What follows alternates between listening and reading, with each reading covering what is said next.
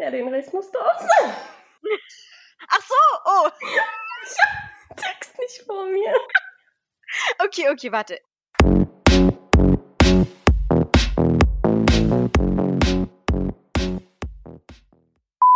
Du überlegst schon länger, einen eigenen Podcast zu starten, aber weißt nicht wie? Sei es als Privatperson, Unternehmen oder NGO? Keine Sorge, wir zeigen dir unsere Podcast-Hacks, wie du zum Beispiel den richtigen Podcast-Hoster findest, die beste Schnittsoftware, das richtige Equipment oder wie du deinen Podcast erfolgreich auf Social Media vermarkten kannst. Schau bei unserer Braintalk Community vorbei, werde Mitglied und tausche dich mit anderen Podcastern und Podcasterinnen aus. Du findest uns auf www.braintalkcommunity.com. Herzlich willkommen zu unserer neuen Episode und danke, dass du eingeschaltet hast. Heute zu Gast bei Brain Talk die liebe Hilal, 34 Jahre alt. Sie ist seit knapp 10 Jahren Realschullehrerin und engagiert sich gegen Rassismus und Diskriminierung, besonders in der Schulbildung. Und darum wird es auch in unserer heutigen Episode gehen. Hilal, wir freuen uns sehr, dass du heute bei uns bist. Erzähl doch mal unsere Zuhörer und Zuhörerinnen ganz kurz deine Story.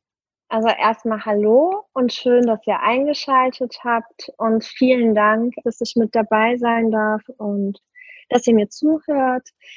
Ja, wie du bereits erwähnt hast, heiße ich Hilal, bin 34 Jahre alt und seit 10 Jahren Lehrerin und habe leider sehr, sehr viele Erfahrungen machen müssen im Bereich Diskriminierung und Rassismus.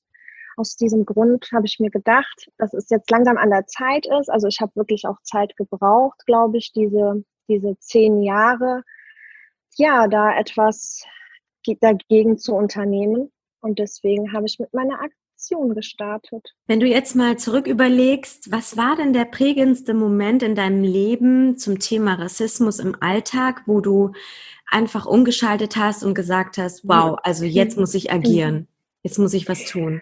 Also es zieht sich eigentlich seit der Grundschule. Natürlich hatte ich jetzt in der Grundschule nicht das Bedürfnis, etwas dagegen zu unternehmen als Kind. Es fing in der Grundschule an, in der 2. Klasse, dass meine Lehrerin der Meinung war, dass ich nicht lesen kann, in der 2. Klasse. Und sie hat mich immer zur 1. Stunde in die Schule bestellt und alle anderen hatten zur 2. Stunde. Also ich musste lesen üben. Und ich habe das erst sehr, sehr spät gemerkt, dass diese Texte, die sie mir gab, Zungenbrecher waren. Also als Kind denkt man, okay, das sind normale Texte, aber dann, als ich Zungenbrecher gesehen habe, wusste ich, okay, das waren Zungenbrecher und sie stand immer hinter mir und meinte die ganze Zeit, ja, Hilal, du kannst nicht lesen. Und in der Klasse dann auch immer dasselbe, so dass ich anfing zu stottern. Also ich hatte richtig Angst vorzulesen und das wurde immer schlimmer mit ihrer Art. Also sie war fixiert auf das Lesen und das Ding ist, in der Grundschule hast du auch nicht besonders viele Chancen. Du hast quasi die eine Klassenlehrerin, die alle möglichen Fächer unterrichtet. Das bedeutet, wenn du einmal da vielleicht so ein schlechtes Standing da hast, dann ist vorbei. Und so war das auch. Sie hat mir eine Hauptschulempfehlung gegeben. Mein Vater hat gekämpft, dass ich an eine Realschule komme. Wir haben 5, 6 Realschulen abgeklappert überall. Und eine hat sich dann bereit erklärt, mich 6 Monate zu testen.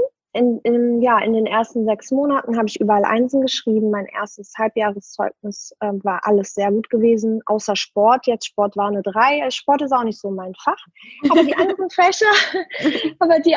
Fächer hatte ich alles sehr gut gehabt. Und meine beiden Zeugnisse, also 4. Klasse, 2. Halbjahr und 5. Klasse, 1. Halbjahr, hingen im Lehrerzimmer aus an der Realschule.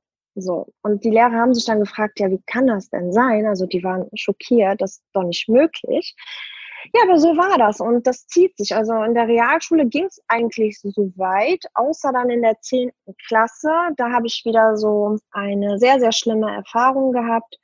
Ich habe im Fach Mathematik habe ich eine 3 geschrieben, eine 4 und habe die Lehrerin gefragt, was ich eben tun kann, um eine 3 auf dem Zeugnis zu bekommen. Also wenn man jetzt überlegt, hätte ich ja quasi eine 3 schreiben müssen oder höchstens eine 2. weil mündlich habe ich immer gut mitgemacht. Und sie hat gesagt, Hilal, eine 1. So, wenn du diese 1 nicht schaffst, dann wirst du auf jeden Fall die 4 kriegen. Und ich habe alles Mögliche versucht und habe es auch geschafft. Also ich habe geschafft, diese 1 zu schreiben. Ich habe Tag und Nacht gelernt mit meiner Freundin. Ja, was danach passiert ist, ist wie aus einem schlechten Film. Ich bekomme mein Zeugnis, Abschlusszeugnis und denke mir, okay, in Mathe musst du ja Minimum eine 3 haben. In Deutsch habe ich eine 2 gehabt und Englisch war auch 2.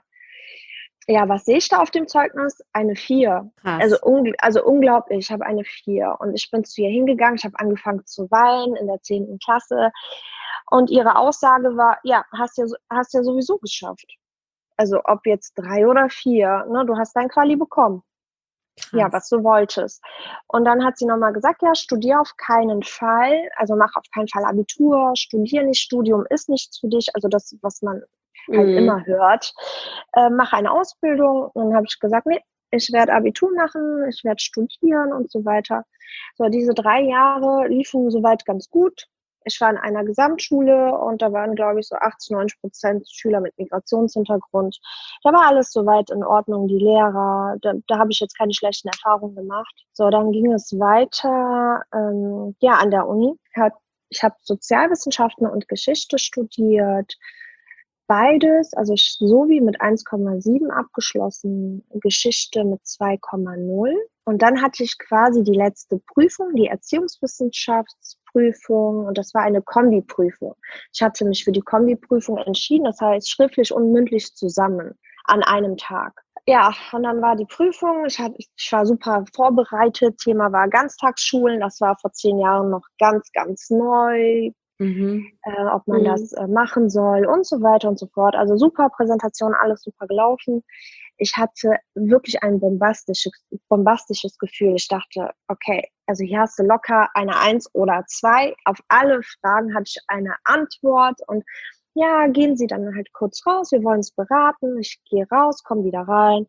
Ja, dann wurde gesagt, herzlichen Glückwunsch zur bestandenen Prüfung mit der Note 4. Ich wieder geweint ohne Ende, also schockiert und habe gesagt, also wie, in Gottes Namen, wieso eine 4? Also auf welche Frage konnte ich nicht beantworten? Also was war nicht in Ordnung gewesen? Ja, dann kam wirklich diese Aussage 1:1. Seien Sie lieber froh, so Leute wie Sie lassen wir durchfallen. Boah, ist das krass. Ja, und ich dachte, so Leute wie ich habe den Zweitprüfer angeguckt, das war irgendein Seminarleiter gewesen, der mit dabei war und habe gesagt, so, können Sie mir nicht helfen? Sie waren dabei, Sie haben alles gesehen. Dann hat er auch eiskalt gesagt, ja, die Prüfung war Minimum eine 2, aber ich kann nichts machen. Ich kann nichts machen. Also meinte er, okay, seien Sie einfach glücklich mit dieser Note, dass Sie es geschafft haben. Ja, Sie kommen jetzt ins Ref und direkt danach übrigens ging meine Freundin rein mit Migrationshintergrund und sie hat die 5 kassiert. Das heißt, sie musste noch mal 6 Monate dranhängen. Die war nach mir dran mit dieser Kombiprüfung. Boah, ist das krass. Krass. Und ich muss ehrlich sagen, als wir die Zeugnisse bekommen haben, also das erste Staatsexamen bestanden war, ich war die Einzige, und das ist nicht gelogen, die Einzige mit dunklen Haaren. Die Einzige. So, normalerweise wäre ja noch meine Freundin mit dabei gewesen, also dann wären wir die 2. Das war's. Da war keiner. Ich war schockiert. Also als ich mein Zeugnis bekommen habe, war schockiert, genauso wie meine Mutter. Sie meinte, Hilal, das gibt es doch nicht.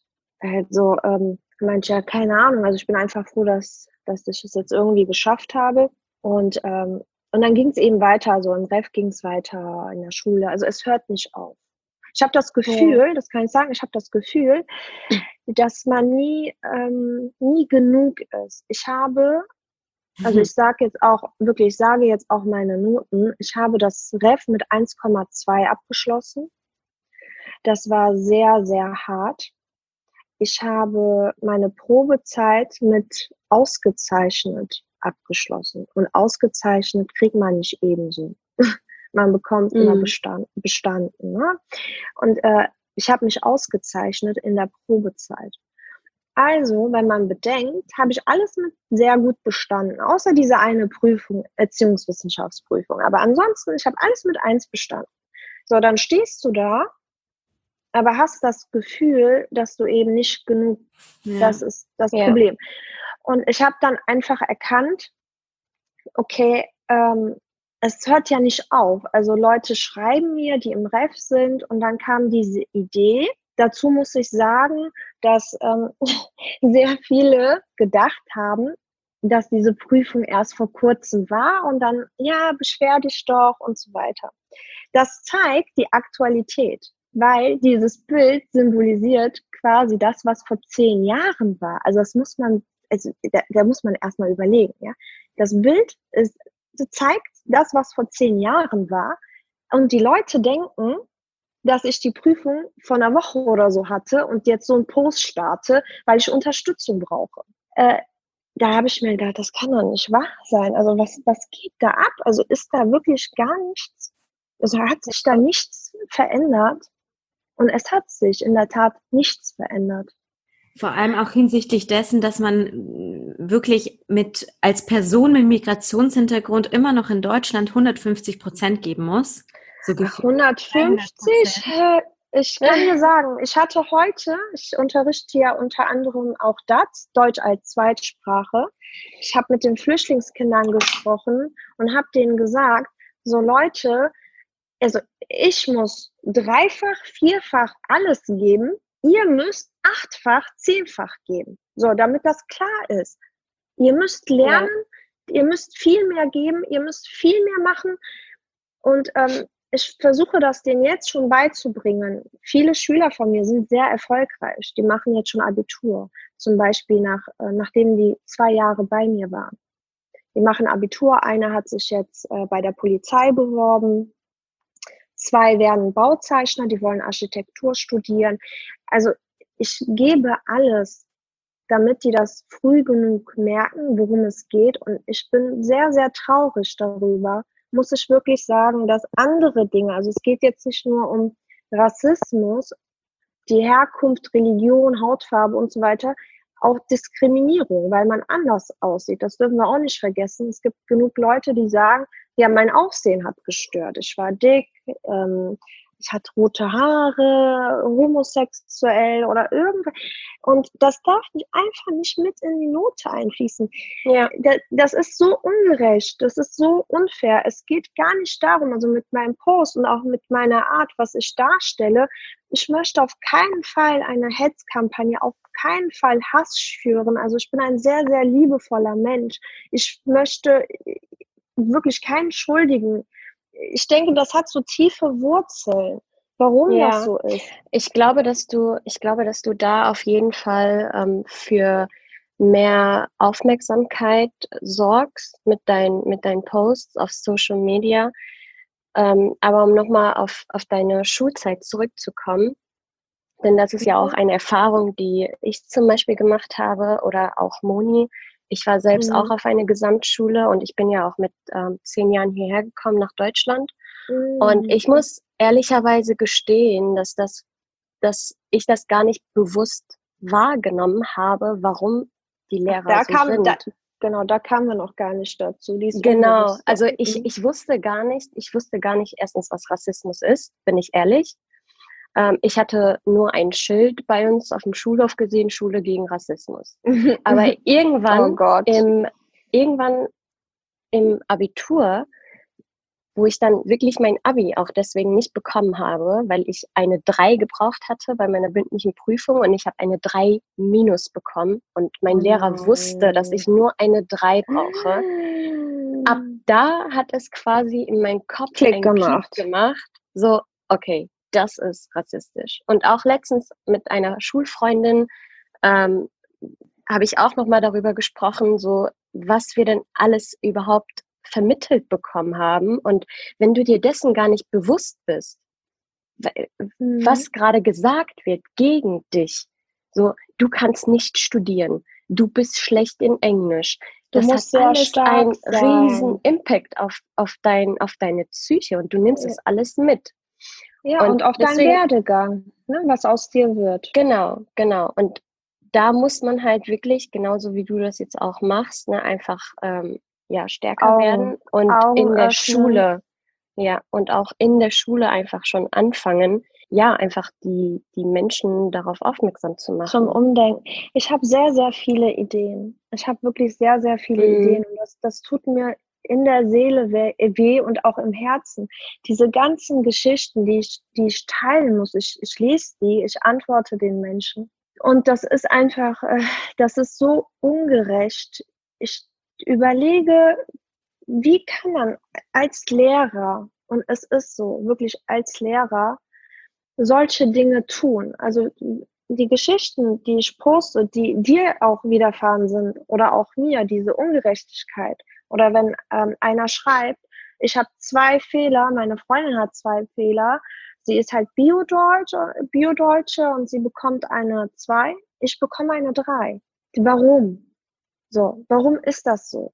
Und wenn man überlegt, Berufe oder Positionen und so weiter, wie unterrepräsentiert die Deutschen mit Migrationshintergrund sind. Sei es jetzt, wir reden wirklich von Stellen wie zum Beispiel Schulleiter, Konrektor in der Politik.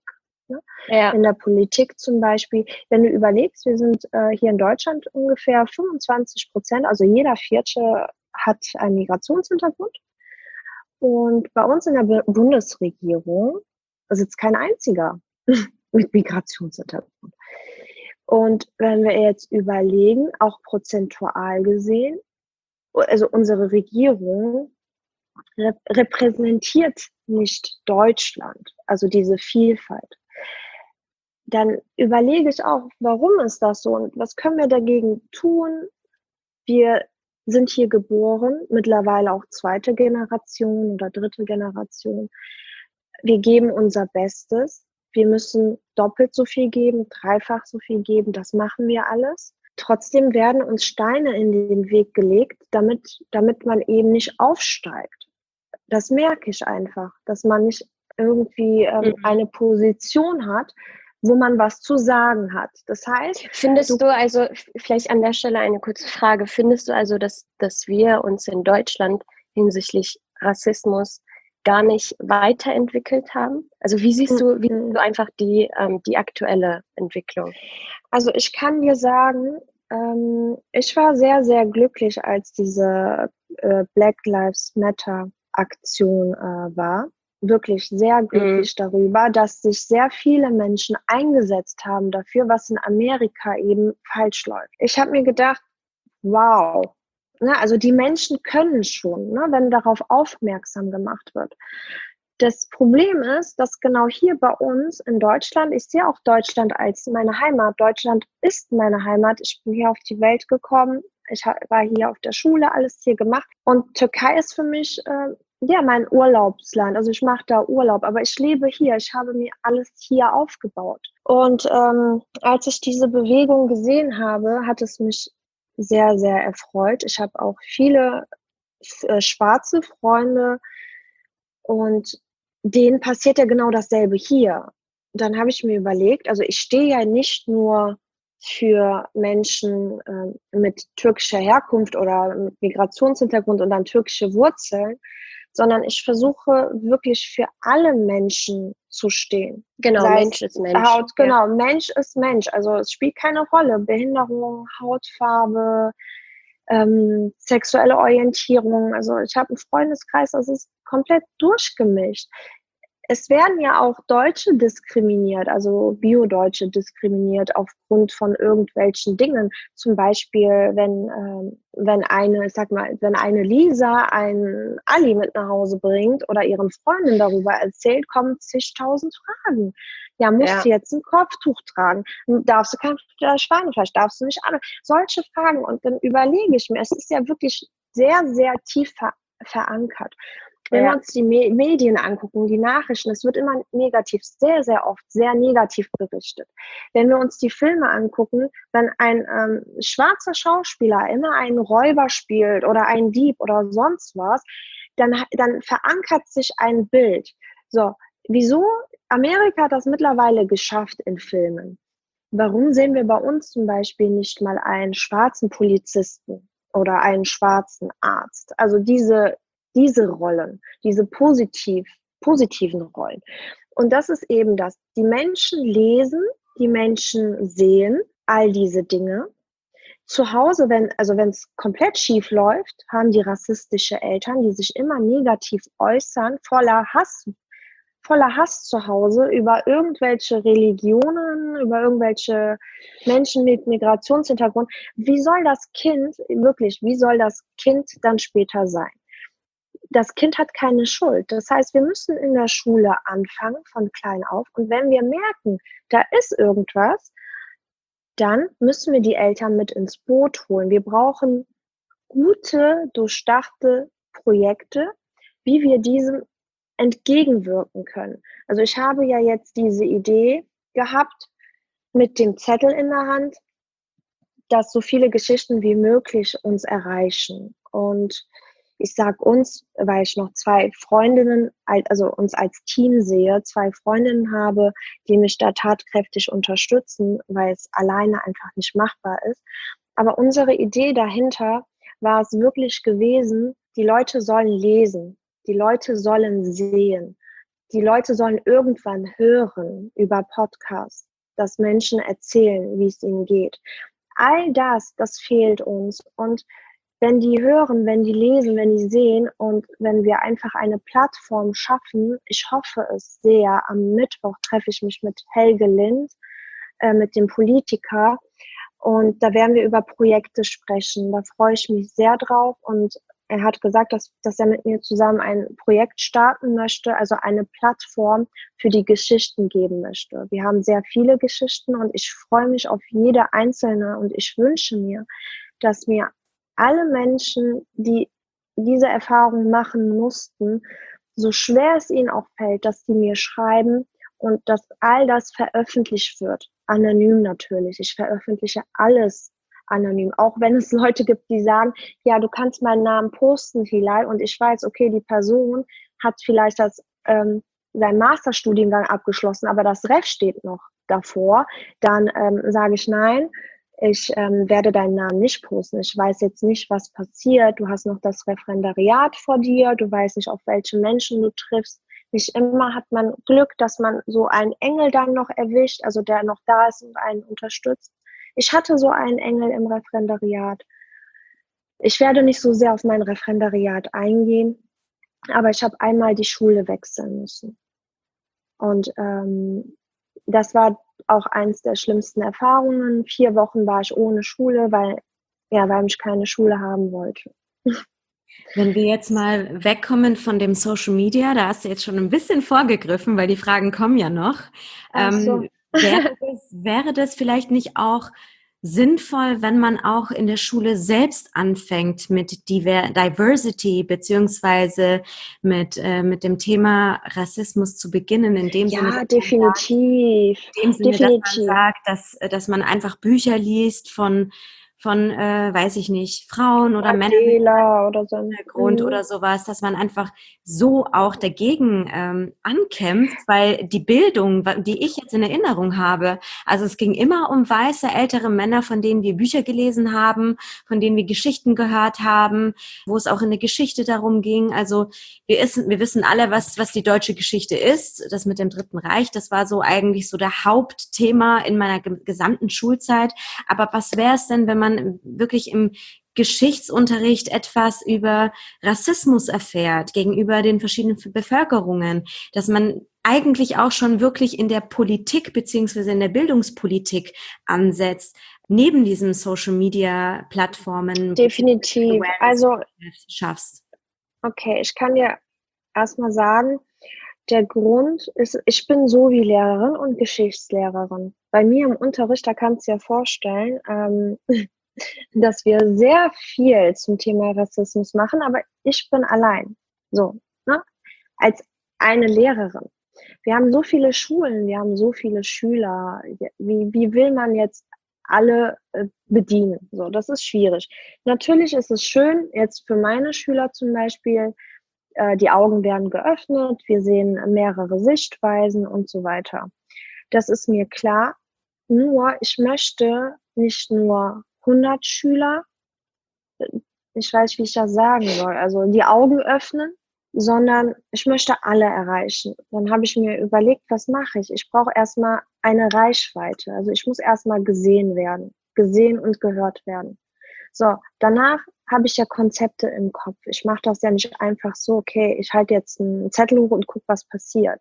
Ich habe ja Ideen, sehr, sehr viele Ideen, die ich Aber was war denn, ganz möchte. kurz, aber was war denn der ausschlaggebende Grund, weshalb du diese Initiative gestartet hast? War das ein Moment, wo du sagtest, so, okay, hey, Ich jetzt kann ja, reicht's es gab mir ja, und es ich gab will einen jetzt Moment. einfach etwas starten? Ja, es Ja. gab einen Moment, in der Tat. Ich habe mich mit einer Freundin getroffen und einer sehr guten Freundin. So, ich hatte mit Social Media schon so gestartet, aber eher so um Material eben kostenlos zur Verfügung zu stellen. Also ich mache das gerne, auch mein Abschlusskolloquium hatte ich über Unterrichtsstörungen und so weiter. Ich hatte jetzt diesen Account einfach mit so Lehrermaterialien, Unterricht und dann haben wir uns getroffen. Und sie hat mir eine Geschichte erzählt, also ich konnte nicht mehr. Ich werde die Geschichte erzählen und ihr werdet einen Schock kriegen und dann werdet ihr verstehen, warum ich Hashtag es reicht genommen habe, weil es wirklich reicht. Es war nicht in meinem Kopf, so etwas zu starten, so eine Aktion. Meine Intention war es einfach gewesen, den Referendaren zu helfen, den Studenten zu helfen, wenn die Probleme haben oder dass sie Unterrichtsmaterial bekommen und Unterricht sehen. Das war so mein Ding. Und ich habe mich mit ihr getroffen vor 2 Wochen, also bevor es gestartet ist. Eigentlich 3 Tage danach fing diese Aktion an. Und zwar meine Freundin, vor 5 Jahren habe ich sie kennengelernt. Damals kam sie zu mir in die Klasse und zwar als Praktikantin. So, sie hat ihr Orientierungspraktikum bei mir gemacht, 5 Wochen. Und daraus hat sich eine Freundschaft entwickelt über diese Jahre und sie ist jetzt im Master und hatte letztes Jahr, genau, ich glaube von September bis Februar, war sie an einer Schule als Praxissemesterstudentin, 6 Monate lang. Und sie trägt ein Kopftuch. Sie hat so viel durchgemacht in den 6 Monaten. Die eine Geschichte, die sie mir erzählt hat, ging so. Sie meinte, Hilal, ich kam in die Schule, sie hat die Fächer Deutsch und Englisch. Da kam eine Lehrerin auf sie zu und hat gesagt, ich habe eine Frage, könntest du bei der DATS-Klasse mithelfen? Da sind Schüler aus Syrien und Afghanistan und so weiter. Da sind viele, die eben Arabisch sprechen. Und sie kann auch Arabisch sprechen. Und sie hat gesagt, klar, mache ich gerne. Also das ist ja nicht mal ihre Aufgabe, davon mal abgesehen. Und das ist auch nicht ihr Fach. Also das ist auch nicht ihr Fach. Aber sie ist so ein liebevoller Mensch, hilfsbereiter Mensch, hat gesagt, klar, mache ich gerne, ich helfe den Kindern und so weiter. Dann gehen die zusammen in diese Klasse. Da kommt die DATS-Lehrerin raus, ne, die DATS-Klassenlehrerin. Und guckt die erstmal von oben bis unten an, also diese Blicke, und sagt, ich habe Vorurteile gegenüber das Kopftuch und auch Vorbehalte. Näher dich den Kindern nicht, rede nicht mit ihnen, die haben Angst vor dir, setz dich in eine Ecke hinten. Okay, das ist krass. So, und sie hat gesagt, Hilal, ich habe mich gefühlt wie ein Tier. Okay? Also nicht mal wie ein Mensch, also wie ein Tier.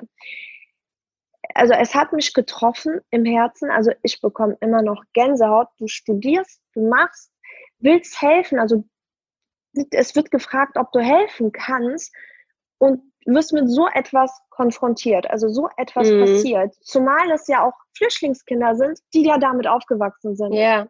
Warum findest du, jetzt passend zu der Stelle, warum findest du, dass Rassismus so einfach geworden ist? Wie noch nie, dass sich eine Lehrerin einfach so etwas erlaubt. Ich denke nicht, dass Rassismus so in dem Sinne einfach geworden ist. Also einerseits natürlich schon, weil wir sehr viel Negatives sehen und sehr viel Negatives aufnehmen und man bekommt, glaube ich, so ein Gefühl, ich stehe über dieser Person.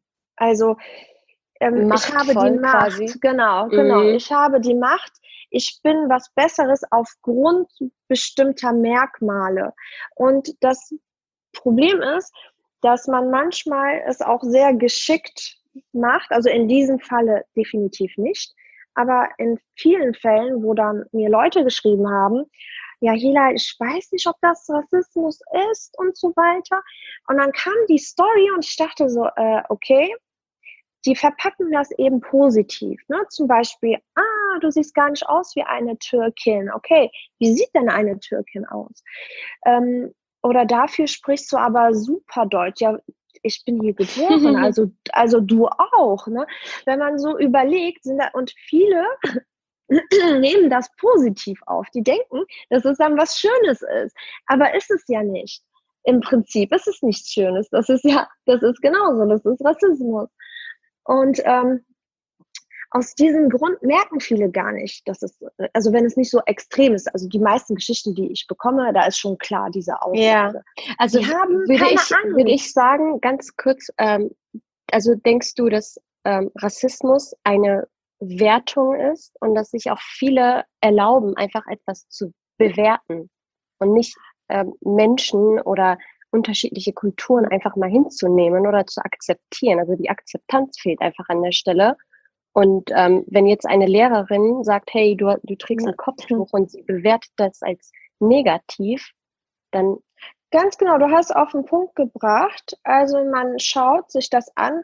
Ich überlege manchmal, wenn man hört so Polen, Russen und so weiter, die sind ja heller vom Typ her. Mhm. Denen passiert das auch weniger. Man könnte das vielleicht sogar, ich weiß es nicht, ja, so klassemäßig machen, dass man sagt, okay, die sind vielleicht 2. Klasse, dann gefolgt vielleicht von Türken und so weiter. Und dann würden die Flüchtlinge kommen. Ne? Also so, mit Abwerten. Also eine Kategorisierung, und so, ne? Genau, So von ganz Menschen. genau. Umso weiter zum Beispiel die Kultur ist, also Religion ist was anderes, ne? Eine andere Religion. Die haben ja, Polen, Russen haben ja noch dieselbe Religion, ne? So katholisch. Und wenn man überlegt dann, okay, Türken, Araber und so weiter, also die meisten sind Moslems. Also die Religion ist auch eine andere und diese Religion ist immer negativ behaftet. Das heißt, wenn irgendwas passiert, wenn ein schlechter Mensch irgendetwas tut, dann ja, der Moslem hat dies und jenes getan. Das heißt, die Leute sind schon fixiert darauf, dass es etwas ist, was nicht gut ist. Genauso wie wenn die ein Kopftuch tragen, verbinden die das mit Unterdrückung und dass diese Frauen, auch wenn die es von sich aus machen, also von sich aus praktizieren möchten, dass die Unterdrückung zum Beispiel akzeptieren. Oder also und die tragen dann auch ein Kopftuch, die wissen, okay, natürlich gibt es auch Frauen, die gezwungen werden. Gibt es auch. Und das sind diese Bilder, die eben in den Köpfen sind.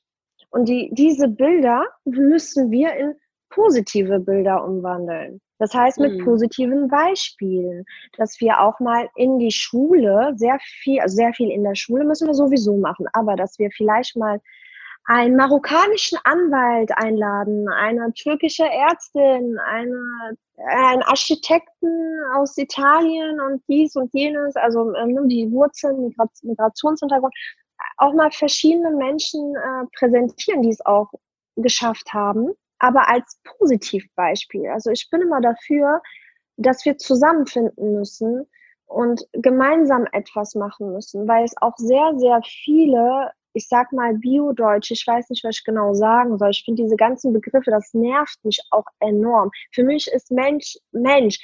Was wir alles hier sagen müssen mit Migrationshintergrund, diese Wurzeln, jenes, das ist auch so eine Sache, was mich nervt. Aber eine andere Story ist das. Sagen wir jetzt diese Biodeutschen, die diese ganze Situation auch sehen, die auch dahinter sind und sagen, das ist falsch.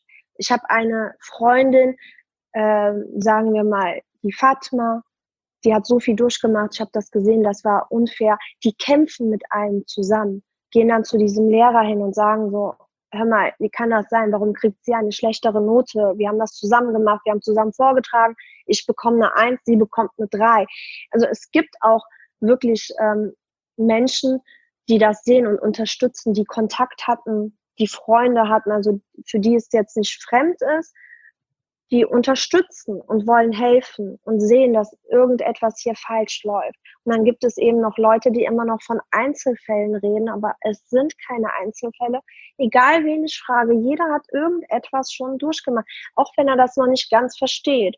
Hier war ein Fall, das muss ich auch erzählen, wo ein Mädchen mich angeschrieben hat, nur ganz kurz, die dann gesagt hat, nee, ich habe so eine Erfahrung nicht gemacht, nur mein Lehrer meinte zu mir, jetzt wirklich kommt's, du hast noch Glück gehabt, du bist Türkin, also bist aber blond, heirate einen Deutschen, dann hast du einen deutschen Nachnamen und schau dir mal Sibel Kekilli an, als gutes Beispiel, Schauspielerin. Ne?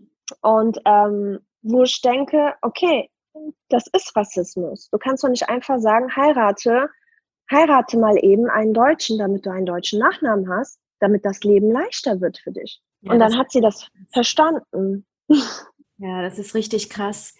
Jetzt zum Thema, wie krass Rassismus eigentlich sein kann, dass man irgendwelche Leute heiraten soll, nur damit man akzeptiert wird, können wir am Abschluss deine Initiative über Social Media besprechen.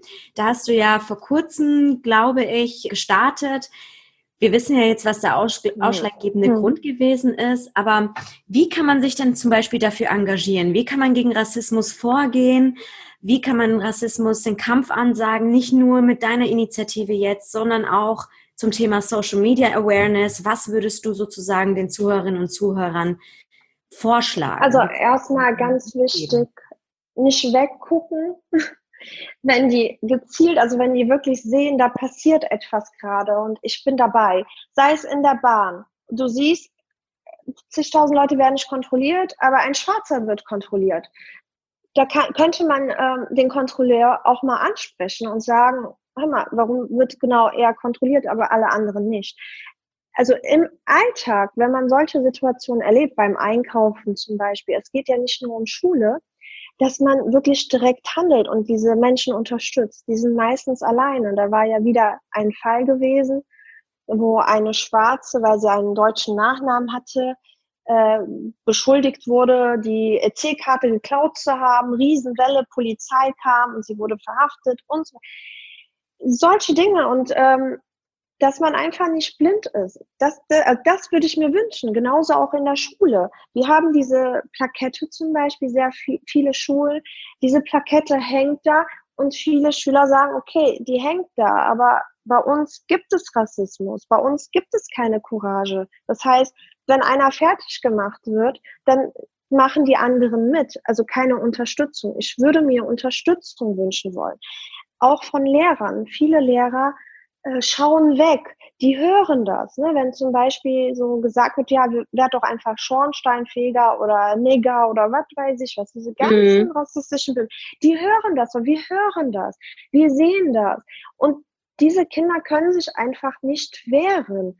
Ich würde mir wünschen, dass offensiv damit umgegangen wird, dass man sagt, komm mal her, was hast du gesagt? Wiederhole es und dann macht man eine Unterrichtsstunde dadurch.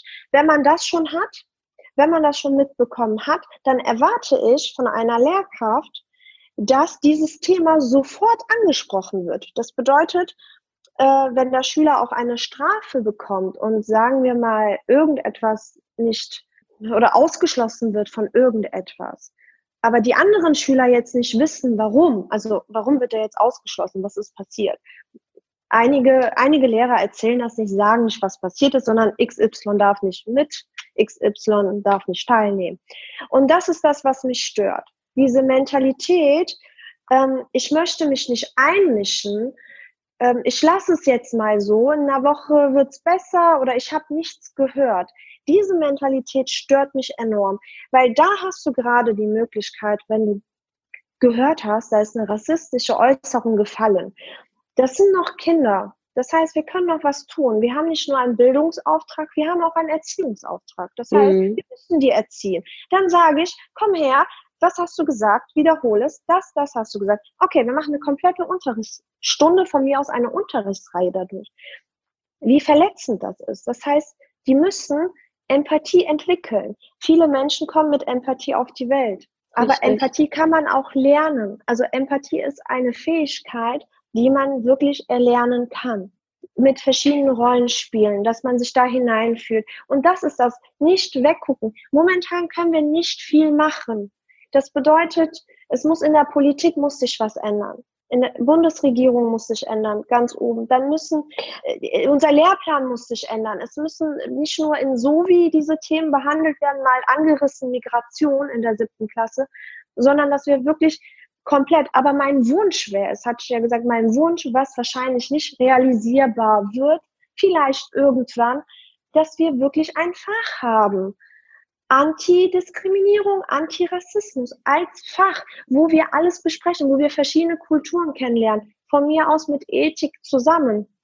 Diese Religionen, dass wir ein Thema haben, komplett über Afrika, was in Afrika passiert, was in Spanien passiert und so weiter, dass wir mal einfach diese Kulturen kennenlernen und diese Chance haben, die haben wir doch gar nicht. Unser Lehrplan gibt uns nicht viel Freiheiten diesbezüglich. Außer jetzt im Fach Sozialwissenschaften haben wir Glück oder Politik, dann können wir aktuelle Themen besprechen, was gerade in den Medien ist. Und das ist richtig aktuell momentan. Und ich habe auch so Hoffnung, wirklich, ich habe sehr viel Hoffnung, dass sich irgendwas ändern wird. Weil genau jetzt ist, glaube ich, die richtige Zeit.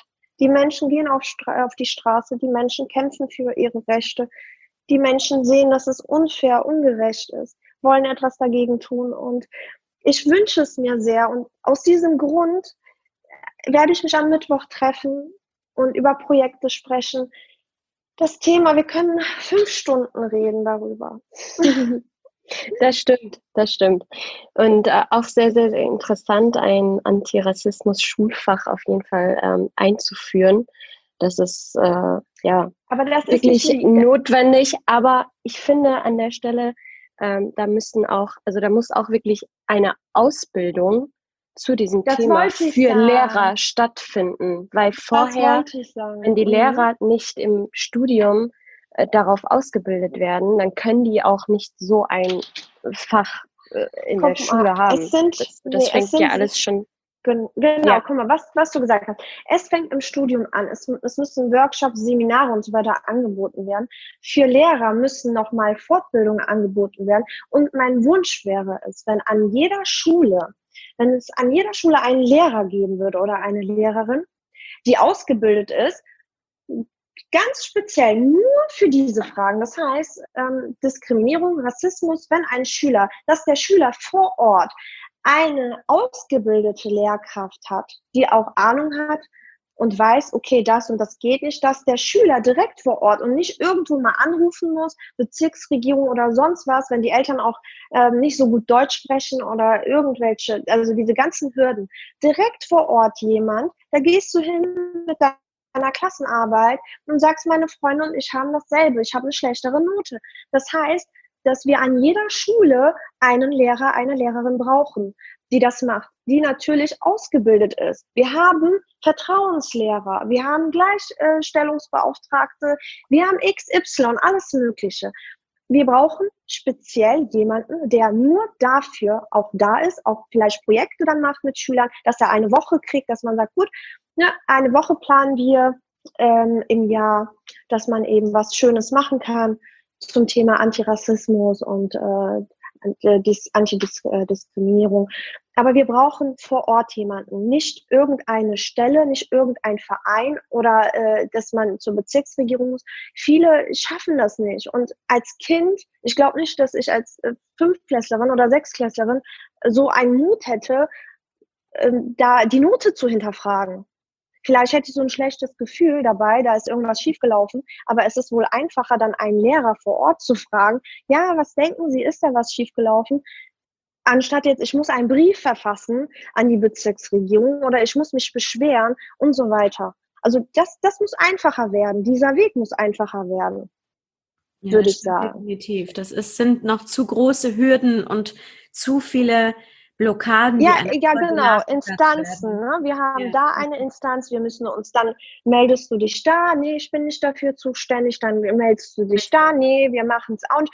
Und dann verfliegt das und dann hat man auch gar keine Kraft mehr. Dann geht man zum Anwalt, dann dauert das Jahre, dann gehen deine ganzen Jahre gehen flöten. Also du willst studieren und dir fehlt ein Schein. Da hat auch jemand geschrieben, 8 Semester hat ihr darauf gewartet. Also das ist ja kein Zustand. Also das kann es ja nicht sein. Nee. Das heißt, wir müssen kürzere Wege finden und schauen, wie machen wir das. Also ich habe sehr, sehr viele Ideen. Ich will nur gehört werden.